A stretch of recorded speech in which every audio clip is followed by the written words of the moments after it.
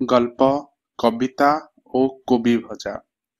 ଲେଖକ ଶ୍ରୀ ଫତୁରାନନ୍ଦ। ମୁଁ ପାଠ କରୁଛି ଶାନ୍ତନୁ ତ୍ରିପାଠୀ। ରେଳ ଷ୍ଟେସନରେ ଓହ୍ଲାଇ ପଡ଼ି ଜଣେ ପ୍ରୌଢ଼ ପ୍ଲାଟଫର୍ମ ବାହାରକୁ ଆସିଲେ।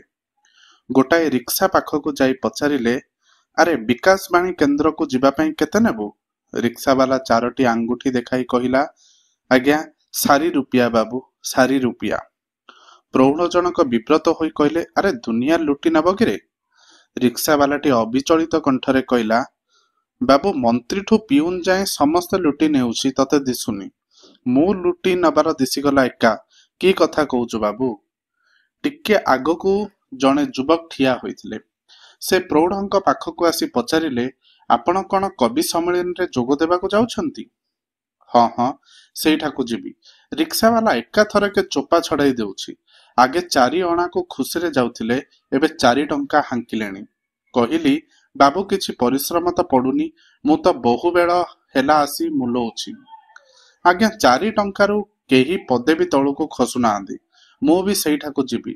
ଚାଲନ୍ତୁ ଦୁହେଁ ଏକାଠି ଯିବା। ଦୁହେଁ ମିଶି 4 ଟଙ୍କା ଦେଇଦେବା। ପ୍ରୌଢ଼ ଜଣକ ରାଜି ହୋଇଗଲେ। ଦୁହେଁ ମିଶି ରିକ୍ସାରେ ଗଲେ। ଦୁହେଁ ଦୁହିଁଙ୍କୁ ଅଜଣା। ଜାଣ ପୌଚାଣ ହେବାକୁ 2 ଜଣଙ୍କର ମନ ଉଚ୍ଛନ୍ନ ହେଲା। ଯୁବକ ଜଣକ ପ୍ରଥମେ ପଚାରିଲେ, ଆପଣଙ୍କ ନାମ ଓ ପରିଚୟ ପଚାରିପାରେ କି? ପ୍ରୌଢ଼ ଜଣକ ଉଲ୍ଲସିତ ହୋଇ କହିଲେ, ଆପଣ ଯଥାର୍ଥରେ ଜଣେ କବି କଥାଟିଏ ପଚାରିଲେ। ପ ଅନୁପ୍ରାସ ଲଗାଇ ପରିଚୟ ପଚାରିପାରେ କି? ବାଃ ବାଃ, ମୋ ନାମ ହେଲା ଭାସ୍କର ଭାନୁ ଭଞ୍ଜ। ପିତାଙ୍କ ନାମ ଭକ୍ତିଭୂଷଣ ଭଞ୍ଜ। ମାତାଙ୍କ ନାମ ଦନୁଜ ଦଳନା ଦେବୀ। ଘର ପଣ୍ଡା ପଢିଆରୀପୁର। ବ୍ୟବସାୟ ଚୌପଦୀ ଚମ୍ପୁ ଚାଷ। ଯୁବକ ଜଣକ ତାଙ୍କ ମୁହଁକୁ ବାଲୁ ବାଲୁ କରି ଚାହୁଁଥାନ୍ତି। କିଛି ଟିକେ ତାରିଫ ନ କଲେ ଅଭଦ୍ରତା ହେବ ଭାବି ସେ କହିଲେ, ବାଃ, ଆପଣ ଆପଣଙ୍କ ପରିପାର୍ଶ୍ୱ ପ୍ରାଚୀନ ସାହିତ୍ୟରେ ଜୁଡୁବୁଡୁ ହୋଇଛି। ଆପଣ ବଡ଼ ଭାଗ୍ୟବାନ ସତେ। ପ୍ରୌଢ଼ ଉଲ୍ଲସିତ ହୋଇ ଯୁବକଙ୍କ ପରିଚୟ ପଚାରିଲେ। ଯୁବକ ଗମ୍ଭୀର ଓ ଭାବପ୍ରବଣ ହୋଇଯାଇ କହିଲେ, ମୋର ନାମ ଅଗଡ଼ମଗୁଡ଼ି। ପିତାଙ୍କ ନାମ ବଡ଼ଗମଗୁଡ଼ି। ମାତା ଖିପଡ଼ି ଡୁଙ୍ଗି। ଘର କୈତଣ୍ଡାପୁର। ପ୍ରୌଢ଼ ହାଁ କରି ଯୁବକଙ୍କ ମୁହଁକୁ ଚାହିଁ ରହିଲେ। ବୋକାଙ୍କ ପରି ପଚାରିଲେ, ଏମିତିଆ ନାମ ତ ମୁଁ କେବେ ହେଲେ ଶୁଣିନି। ଆପଣଙ୍କ ନାମ ଅଗଡ଼ମଗୁଡ଼ି। ଗୁଡ଼ିଟା କ'ଣ ସାଙ୍ଗିଆ? ଏମିତିଆ ସାଙ୍ଗିଆ ଦୁନିଆରେ ନାହିଁ। ଏହାର ଅର୍ଥ କ'ଣ? ଦେଖନ୍ତୁ, ମୋର ନାମ ଭାସ୍କର ଭାନୁ ଭଞ୍ଜ। ଏହାର ଅର୍ଥ ହେଲା ଦୀପ୍ତିମାନ ସୂର୍ଯ୍ୟ। ଭଞ୍ଜ ହେଲା ସାଙ୍ଗିଆ ଅର୍ଥ ବି ଅଛି, ତା ହେଲା ଭାଙ୍ଗିବା। ବାପାଙ୍କ ନାମ ସେମିତି ଭକ୍ତିଭୂଷଣ, ଅର୍ଥାତ୍ ଭକ୍ତିରେ ସେ ଭୂଷିତ। ଆପଣଙ୍କ ନାମ ହେଲା ଅଗଡ଼ମଗୁଡ଼ି। ଅଭିଧାନରେ ଏମିତିଆ ଶବ୍ଦ ତ ନାହିଁ। ତାର ଅର୍ଥ କ'ଣ କୁହନ୍ତୁ ତ? ଯୁବକ ଈଷତ୍ ହସି କହିଲେ, ଆପଣମାନେ ହେଲେ ପୁରାତନୀ ଏକଦମ ଲଙ୍ଗଳା। ମୂର୍ଖଟାଏ ଦେଖିବା ମାତ୍ରେ ସବୁ ଜାଣିଯିବ। ଗୋରା କି କଳା, ଛୋଟା କି କେମ୍ପା କି ଭଲ, ମରୁଡ଼ିଆ କି ନଅଙ୍କିଆ, ବଳୁଆ କି ଦୁର୍ବଳ, ଅଣ୍ଡିରା କି ମାଇ। ଜଣେ ଯଦି ଚାହିଁଦେବା ମାତ୍ରେ ବେଗର ପରିଶ୍ରମରେ ତମର ସବୁ କିଛି ଜାଣିଗଲା, ତେବେ ସେ ଆପଣଙ୍କୁ ଆଉ ପଚାରିବ କାହିଁକି? ଆପଣଙ୍କ ପଛରେ ଗୋଡ଼େଇବ କାହିଁକି? କେହି ଆପଣଙ୍କୁ ନ ପଚାରିଲେ ଆପଣଙ୍କ ଓଜନ ଆଉ ରହିବ ନା? ଆମର ସେ ଭୟ ନାହିଁ। ଆମେ ଆମ ଦେହରେ 10 ପରସ୍ତ କପଡ଼ା ଗୁଡ଼ାଇଛୁ। ଦ୍ରୌପଦୀଙ୍କ ଦେହରୁ ଲୁଗା କାଢ଼ି କାଢ଼ି ଦୁଶାସନ ଦରମରା ହେଲା ପରି ଅନୁସନ୍ଧିତ୍ସୁ ହାଲିଆ ହୋଇଯିବ। ତେବେ ବି ଜାଣିପାରିବନି। ଶେଷରେ ପୁଣି ଆମରି ଶରଣ ପଶିବ। ପ୍ରୌଢ଼ କହିଲେ, ହଁ ହଁ, ଆପଣ ଯାହା କହୁଛନ୍ତି ତାହା ଯଥାର୍ଥ।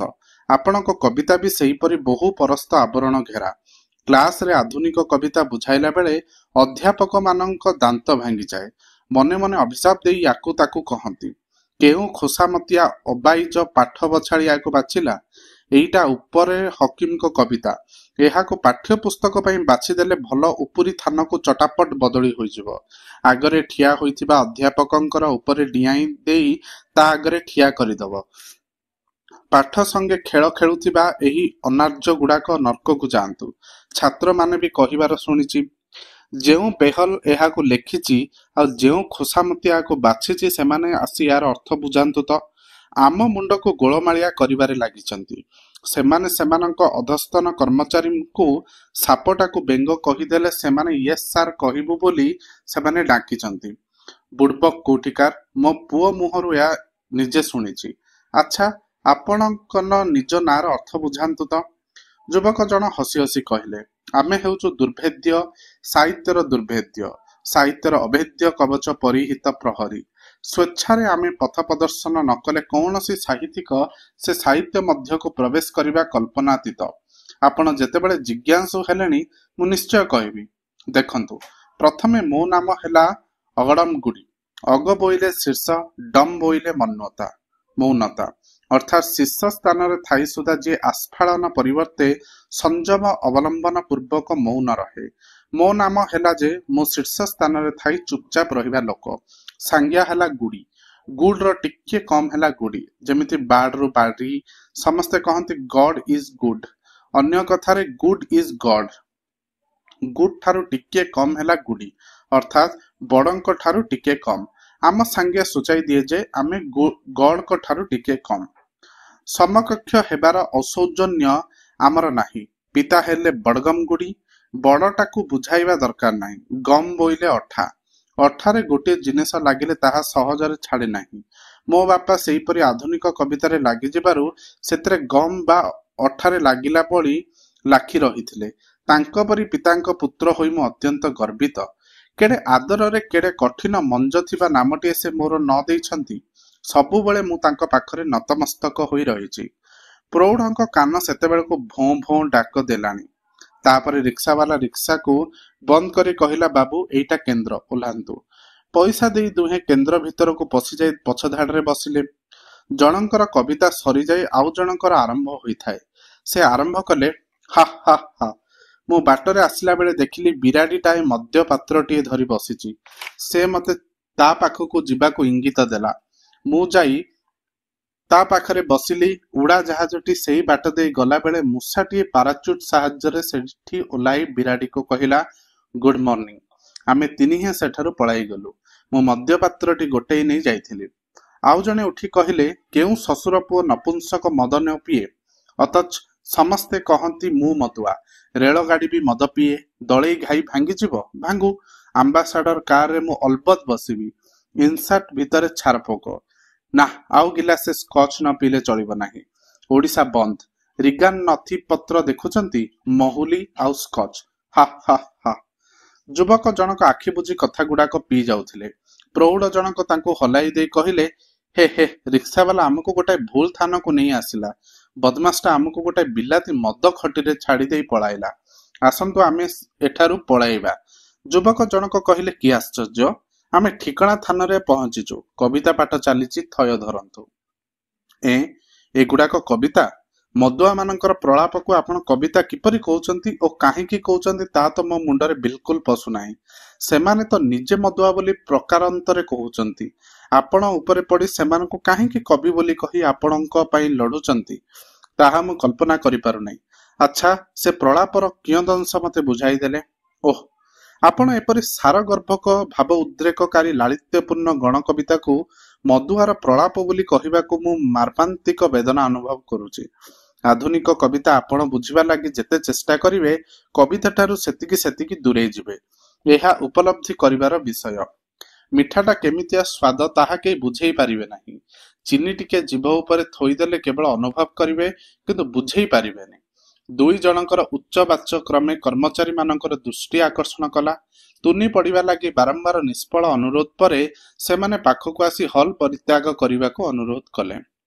ପ୍ରୌଢ଼ କାଳ ବିଳମ୍ବ ନ କରି ହଲ୍ ପରିତ୍ୟାଗ କଲେ। ଯୁବକ ମର୍ମାହତ ହୋଇ ଭଦ୍ରତା ରକ୍ଷା କରିବା ଲାଗି ହଲ୍ରୁ ବାହାରି ତାଙ୍କର ଅନୁଗମନ କଲେ। ପାଖକୁ ଯାଇ କହିଲେ, ବ୍ୟସ୍ତ ହୁଅନ୍ତୁ ନାହିଁ, ମୁଁ ପଳାଇ ଆସିଲି। ଏବେ କୁଆଡେ ଯିବା? ଆମର ନିକାଶ ବାଣୀ ଯିବା ଉଚିତ ଥିଲା। ଭୁଲରେ ବିକାଶ ବାଣୀ ଚାଲି ଆସିଲୁ। ଗୋଟିଏ ରିକ୍ସାରେ ଦରଦାମ ନ କଷି ଦୁହେଁ ଧକଡ ଧଡ଼ ବସି ପଡ଼ିଲେ। ରିକ୍ସା ଜଖମ ଥିଲା। ଚାଲିଲା ବେଳେ ଧକଡ ଧକଡ ଧକଡ ଧଡ଼ ଶବ୍ଦ କରୁଥିଲା। ଯୁବକଟି ବିରକ୍ତ ହୋଇ କହିଲା, ନେହେ, ଏ ଭଙ୍ଗା ରିକ୍ସାରେ ବସିବା ନାହିଁ, ଚାଲନ୍ତୁ ଆଉ ଗୋଟେ ରିକ୍ସାରେ ବସିବା। ଧ୍ୟାନରେ ତ ପ୍ରୌଢ଼ ଚମକି ଉଠି କହିଲେ, ଆହା, ଏଠି ସୁଲଳିତ ଶବ୍ଦ ବାହାରୁଥିବା ରିକ୍ସା ଛାଡିବା ଉଚିତ ହେବନି। ଆପଣ କଣ ଶୁଣି ପାରୁନାହାନ୍ତି? ଧକଡ ଧକଡ ଧକଡ। ଆହା, ନିର୍ଜୀବ ମୁଖରୁ ଅନୁପ୍ରାସ ଓ ଜମକଯୁକ୍ତ ସଙ୍ଗୀତ ବାହାରୁଛି। ମୋ ଦେହ ଉଲ୍ଲସିତ ହୋଇ ଉଠୁଛି। ଛାଡିବାକୁ ଇଚ୍ଛା ହେଉନି। ଯୁବକଙ୍କ ଆଖିରୁ ଜୁଳୁଜୁଳିଆ ପୋକ ବାହାରିଗଲା। ସେ ମନେ ମନେ ଭାବିଲେ, ପ୍ରୌଢ଼ ନିଶ୍ଚୟ ବିକୃତ ମସ୍ତିଷ୍କ ଯୁକ୍ତ। ତା ନ ହେଲେ ଭଙ୍ଗା ରିକ୍ସାର ଧକଡ ଧକଡ ଧକଡକୁ ଅନୁପ୍ରାସ ଓ ଜମକଯୁକ୍ତ କବିତା କହନ୍ତେ? ସେ ନିରୁତ୍ତର ହୋଇ ପଡ଼ିଲେ। ନିକାଶବାଣୀ କେନ୍ଦ୍ରରେ ପହଞ୍ଚି ଦୁହେଁ ପଛ ଆସନରେ ବସିଲେ। କବିତା ପାଠ ଆରମ୍ଭ ହୋଇଯାଇଥାଏ। ଜଣେ କବି ତ୍ରିଭଙ୍ଗୀ ଠାଣିରେ ଠିଆ ହୋଇ କବିତା ବୁଲିଲା ପରି ପାଠ କଲେ। ରାମ ଅରି ସୁତ ତାଅରି ତାଅରି ତାଅରି ତାଅରି ତାଅରି ତାଅରି ତାସୁତ ତାସୁତ ତାସୁତ ତାସୁତ। ପ୍ରୌଢ଼ ଜଣକ ସ୍ୱର୍ଗର ଦିବ୍ୟ ଅମୃତ ପାଇଗଲା ପରି କବିତାକୁ ଧ୍ୟାନମଗ୍ନ ହୋଇ ପିଇ ଯାଉଥିଲେ। ଯୁବକ ତାଙ୍କୁ ହଲାଇ ଦେଇ କହିଲେ, ଆଜ୍ଞା, କବି କେବଳ ଠିଆ ହୋଇଛନ୍ତି। ପାଖରେ ଗୋଟିଏ ଖଣ୍ଡିଆ ରେକର୍ଡ ବାଜୁଛି। ଖଣ୍ଡିଆ ଥାନରେ ପିନ୍ଟା ଝୁଣ୍ଟୁଛି। ଆଗେଇ ନ ପାରି ସେଇ ଗୋଟାଏ ଶବ୍ଦ ବାରମ୍ବାର ଘୋଷୁଛି। ଏଇଟା କବିର କଣ୍ଠ ନିଃସୃତ ନୁହେଁ, ଖଣ୍ଡିଆ ରେକର୍ଡ ନିଃସୃତ ଶବ୍ଦ। ଆସନ୍ତୁ ପଳାଇବା। ପ୍ରୌଢ଼ ଆଁ କରି କିଛି ସମୟ ଯୁବକଙ୍କ ମୁହଁକୁ ଚାହିଁ ରହିଲେ। ତାପରେ କହିଲେ, ଆପଣ ଭୁଲ ବୁଝିଲେ। ଏହା ହେଉଛି କସରତ କବିତା। ଏହାର ଅର୍ଥ ବୁଝିବାକୁ ରୀତିମତ କସରତ ଦରକାର। 7 ତାଳ ପାଣି, 14 ତାଳ ପଙ୍କ, 28 ତାଳ ଟାଣ ମାଟି ଭେଦ କଲେ ଯାଇ ତାର ଅର୍ଥ ମିଳିବ। କେଡ଼େ ମୂଲ୍ୟବାନ, କେଡ଼େ ଦୁର୍ଲଭ ରହସ୍ୟାବୃତ କବିତା। ତାକୁ ଖଣ୍ଡିଆ ରେକର୍ଡ ଗୀତ କହିବା ଫଳରେ ମୋ ହୃଦୟରେ ବେଦନା ଜାତ ହେଉଛି। ଟିକେ ଧୈର୍ଯ୍ୟ ଧରନ୍ତୁ। କବି କବିତା ପାଠ ଶେଷରେ ଗୋତ୍ ପାଣି ମାରି ପଙ୍କ ଓ ଟାଣ ମାଟି ଭିତରୁ ଅର୍ଥ ଉଦ୍ଧାରଣ କରି ଶ୍ରୋତାମାନଙ୍କୁ ଦେଖାଇ ଦେବେ ଆଉ ନିଜର ଅସାଧାରଣ ଶକ୍ତିର ପରିଚୟ ଦେବେ। ଟିକେ ଅପେକ୍ଷା କରନ୍ତୁ। ବ୍ୟତିବ୍ୟସ୍ତ ଓ ବିବ୍ରତ ଯୁବକ ଜଣକ କହିଲେ, ଆଜ୍ଞା, ମୁଁ ଆଉ ରହିପାରିବି ନାହିଁ। ଆପଣ ବସିଥାନ୍ତୁ, ମୁଁ ଯାଉଛି। କହିବା ସଙ୍ଗେ ସଙ୍ଗେ ସେ ପଦାକୁ ବାହାରି ଆସିଲେ। ରହିଯିବାଟା ଅଭଦ୍ରତା ହେବା ଭାବି ପ୍ରୌଢ଼ ମଧ୍ୟ ବାହାରି ଆସିଲେ। ଗୋଟାଏ ହୋଟେଲରେ ଲୁଚି କୋବି ଭଜା ଦୁହେଁ ଖାଇଲା ବେଳେ ପ୍ରୌଢ଼ କହିଲେ, ଆମେ 2 ଜଣ ସିନା କବିତା ପାଖରେ ଏକାଠି ରହିପାରିଲୁ ନାହିଁ, ହେଲେ କୋବି ଭଜା ପାଖରେ ଏକାଠି ରହିପାରିଲୁ। ଧନ୍ୟବାଦ।